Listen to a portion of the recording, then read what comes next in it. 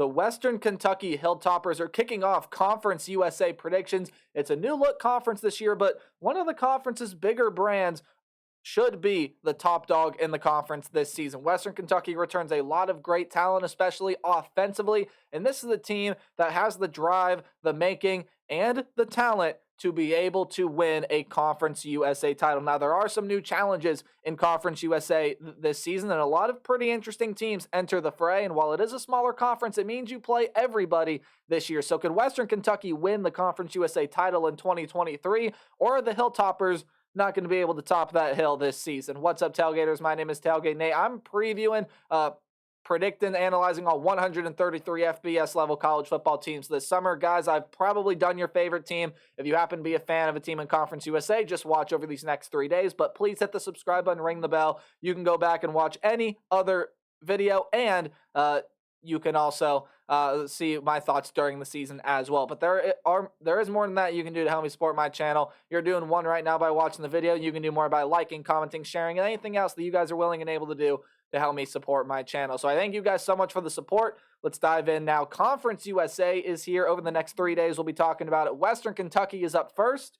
If you guys don't know how we do things around here by now, let me tell you. We go through a roster overview and look at who the team lost, who's coming back, and who's coming in through the transfer portal and recruiting class, as well as taking a look at the 2023 Hilltopper football schedule, and we'll give it a game-by-game preview and prediction. So without further ado, here are your Western Kentucky Hilltoppers in 2023. There are a lot of names on this board, so I'm going to go through them fairly quickly. The quarterback position is nice and easy. You return one of the leading passers around the entire nation last season, former Division II level transfer. He's lit it up at Western Kentucky last season. He could light it up again this year as well. It's Austin Reed. 4,744 yards last season with 40 touchdowns, 11 interceptions, 64.5% completion percentage. His backup in Caden Veltkamp does come back, but the story is Austin Reed, one of the most dynamic passers that we saw in college football last season. His skill set is unlike anyone else that you're going to see around the nation. Highly suggest you go watch Austin Reed in this Hilltopper offense because they are a fun offense to watch, and they return a lot of great talent. It starts at the running back position, and unfortunately, your second leading rusher last year, and Kai Robichaw, I believe I said that last name right, but if I didn't, apologies. But he is gone. 496 yards and 3 touchdowns from last season, so you are losing that production. However, your leading rusher from last year, and Davion Irvin Poindexter, 525 yards, 3 touchdowns for him last season. LT Sanders is a piece that comes back as well, 292 yards and a touchdown. And even Austin Reed shows that he can run the football as well. 224 yards and 8 touchdowns for him last season. You got some other pieces in the running back room coming back as well. But the running back room is not the highlight of this offense. That is the wide receiver room. And while you do have a couple really good pieces gone, in fact, your second and third leading receivers are both going to be leaving the program. That is Dawood Davis, 872 yards and 7 touchdowns for him last season at 869 yards and 6 touchdowns, so very close comparable stat lines, and those numbers go to Jalen Hall. So both of those guys, really good players. They're going to be gone out of the Hilltopper offense. But notice, I didn't say the top receiver's gone. That's because he comes back. It's Malachi Corley, 1,293 yards and 11 receiving touchdowns last season. Had 101 catches for this Hilltopper offense last year. He will be, again, a huge part to what this offense does in 2023. It starts out with the passing attack. Austin Reed, Malachi Corley, one of the best quarterback wide receiver duos the nation has to offer. Michael Matheson, Dalvin Smith are also some pieces that come back. And then you get a lot of transfers coming into this program as well. Blue Smith is a transfer who is entering this program, as well as guys like Jimmy Holiday, Xavier Capers, and many other players as well that enter this wide receiver room. So again, passing attack going to be the focus of the team this season. And again, tight end room, you do lose your top 2 tight ends from last year. That's Joshua Simon and Joey Belgian. They've both gone on to different programs, I do believe. River Helms is coming back, and then you do get some transfers coming in Trevor Borland and Elvin Fofana, who, again, could play some big minutes in the tight end room. On the offensive line, you do lose two huge pieces. That's Gunnar Britton and Rusty Stats. Both of them are off to new programs as well. But you do get some transfers to help make up for that. Mason Williams and Daryl Johnson come in, as well as guys like Quantavius, Leslie, Vincent Murphy, and Mark Good are all coming back to this Hilltopper offensive line. So it starts with the offense, starts with the passing attack.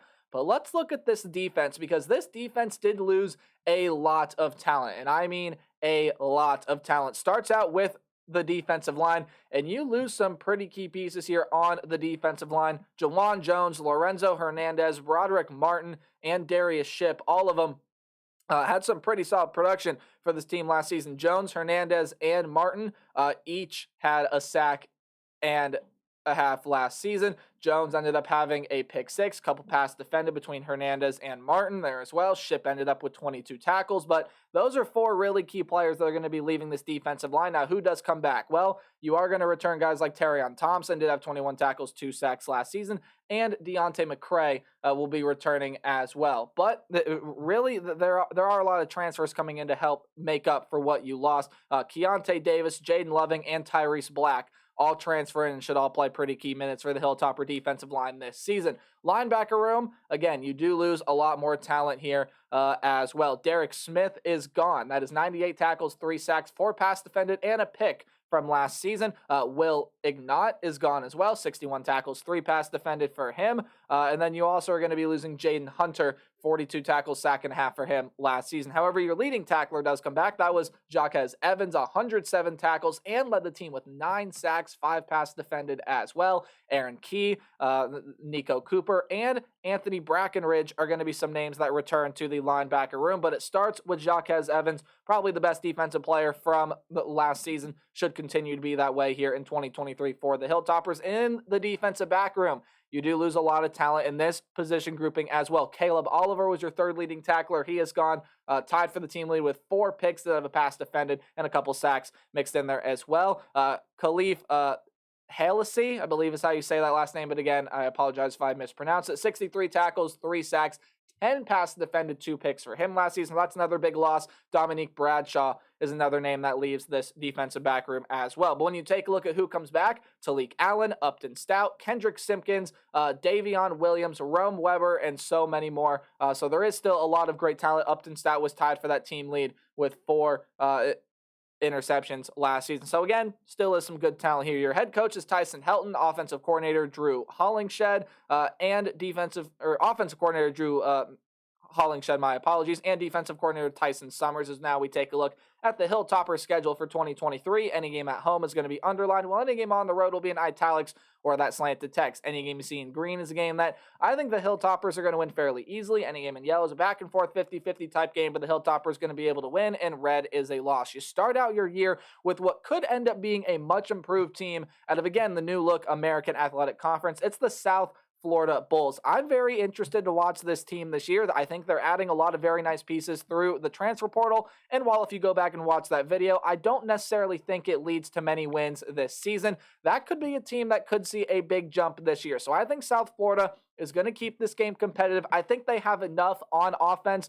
to be able to make this Hilltopper defense that is replacing so many key pieces really develop and get on their heels. But I think some of the transfers shine, and this Western Kentucky offense is just going to be too much for most defenses that they play this season. So I believe that will be a win for the Western Kentucky Hilltoppers, although maybe closer than some people think. They will prevail victorious. And then you play Houston Baptist, and you should be able to beat the Huskies, their team out of the FCS ranks. Again, offense just too much. You got 2 very tough non-conference games coming up in a game that I just don't think you have a shot, and you got to go on the road and play the Ohio State Buckeyes. That's also going to be one of the most dynamic offenses in the country this year, and the defense has what it takes, should take another big step under Jim Knowles there in year 2. But simply on offense alone, as dynamic as Western Kentucky is, and hey, maybe they give that Buckeye defense some trouble, Ohio State has too many good weapons, too many key players on defense coming back for that team. That'll be a win for the Buckeyes, which means it's a loss for the Hilltoppers. And I believe you will also lose to the Troy Trojans there as well. That is a Troy team that is going to be really, really good this season. They won the Sun Belt last year. They just as easily could win the Sun Belt again in 2023. There are a lot of returning pieces on that offense. And while the defense does lose some key pieces to the NFL and seniority and some to the transfer portal. That is a Troy defense overall that's going to play tough, going to play gritty. They're going to be one of the better defensive units the Sun Belt has to offer. And I think defensively, I think they're going to be able to shut down this Hilltopper offense. And it's a Troy offense that last year proves that it can score points if need be. It proved that in the Sun Belt Championship game last season. So that is a win in my book for the Trojans and a loss for the Hilltoppers. Now you start out conference play, and Conference USA has got a lot of weekday games this year. It's a Thursday game here for you against Middle Tennessee. The Blue Raiders are losing a lot on offense from last season. Now, there are some pretty key defensive pieces coming back to that team, which could make this one a tricky win for the Western Kentucky Hilltoppers. But I think offensively, you're going to have a little bit too much. And Middle Tennessee lost their best weapon in the wide receiver room, and Jalen Lane. Chase Cunningham is gone. Now, Nick Vadiato has proven that he can hold down the offense and really keep it moving. I don't think he can be as dynamic as Cunningham was, though, and I just don't know if that defense, with all the pieces it has coming back, is going to be able to keep up against this Hilltopper team. So that'll be a win for Western Kentucky, in my opinion. Then you got to go on the road, play Louisiana Tech. This is going to be another tough game here. Louisiana Tech added some pieces through the transfer portal, especially offensively. Hank Bachmeier's coming in at quarterback. You get a lot returning in the wide receiver stable, and a transfer coming in from Nebraska in Dakotas Crawford. You get some transfers at running back as well. This is an offense I think that can keep up with Western Kentucky, but a defense that I don't think can. Again, Western Kentucky is just lethal in the passing attack, and I don't think there's enough necessary talent in the secondary to be able to slow that down enough for that Bulldog offense to take over. A game that I see being very close, but Western Kentucky wins anyway. Then you get your bye week, so after two tough conference openers, you got to go on the road and play Jacksonville State, a game that I see the Gamecocks, a new team to the FBS level, being able to play well. Maybe there's some physicality in that game. I think Jacksonville State going to be able to really give it to Western Kentucky, but I just don't think there's enough talent there to oust this Western Kentucky offense that is going to be, again, really, really good this season. So that will be a win there for the Western Kentucky Hilltoppers. Then you get a Week 9 game against the Liberty Flames, and this could be a preview of your Conference USA Championship matchup. Again, there are only 9 teams in this conference, so everyone is going to play everyone. This is going to be a very, very, very interesting game to watch here. When I take a look at the Liberty Flames, look, of course, the storyline is Jamie Chadwell is coming in as head coach. He's got 2 very good quarterbacks to choose from. And while there is a lot of talent transferring out, there's a lot of talent transferring in as well. Liberty's going to be one of the better teams in Conference USA this season. However, I do think with all the change with that program, while I still think it's going to be very, very good, I think they're definitely a more vulnerable team this season, and maybe they suffer some losses this year that maybe they are not expecting. Now, I'm not saying that this is not an expected loss. I do think Western Kentucky, with offensive dynamic ability, is going to be able to win this game. They're going to be able to get over that Liberty defense. But again, a lot of change for the Flames. We'll see what happens with them here in 2023. Then once you've gotten through those 4 games, I think your back half of the Conference USA schedule is fairly easy here. UTEP, while I do see this being a closer game than people might think, because Gavin Hardison is coming back, that's a very experienced option at the quarterback position. There is a lot gone. However, though, out of the skill position groups, and the defense, again, I don't think has what it keeps up. Gavin Hardison will keep this game close, but Western Kentucky will prove to be too much. New Mexico State is also a new addition to Conference USA this season. And again, I think this one is going to be a little tough for Western Kentucky to win. I think New Mexico State can ball. There are a lot of good players on that team, but the offense will be too dynamic. I know that's going to be the storyline with a lot of teams that have to play Western Kentucky this year. They just won't be able to keep up with the Hilltopper passing attack, so that's a win for Western Kentucky. Sam Houston is another new addition to FBS level and to Conference USA this season. I think it'll take some time for them to adjust. Again, too dynamic of a team in Western Kentucky. They will win that game. And FIU lost a ton through the transfer portal. That's going to be a team that's really going to need some magic to happen for them to pull out some games this season. Even though it is a road game, still got Western Kentucky being able to win it. There are some games in yellow that I think you could highlight in green: UTEP, New Mexico State, maybe even USF or JSU as well. But I got this team at 10-2, 8-0 in conference. I think this offense is going to be too dynamic for a lot of defenses to handle. And yeah, they're going to give some of the better defenses in this conference a run for their money as well. But I think this is going to be a very good team. They're a top dog in Conference USA this year. Western Kentucky, Austin Reed, they're going to be very good. Watch out for the Hilltoppers this season. So that's going to do it for my thoughts on the Hilltoppers. Let me know yours in the comment section below. And as always, remember to play hard, but tailgate harder. See you guys in the next video. Goodbye.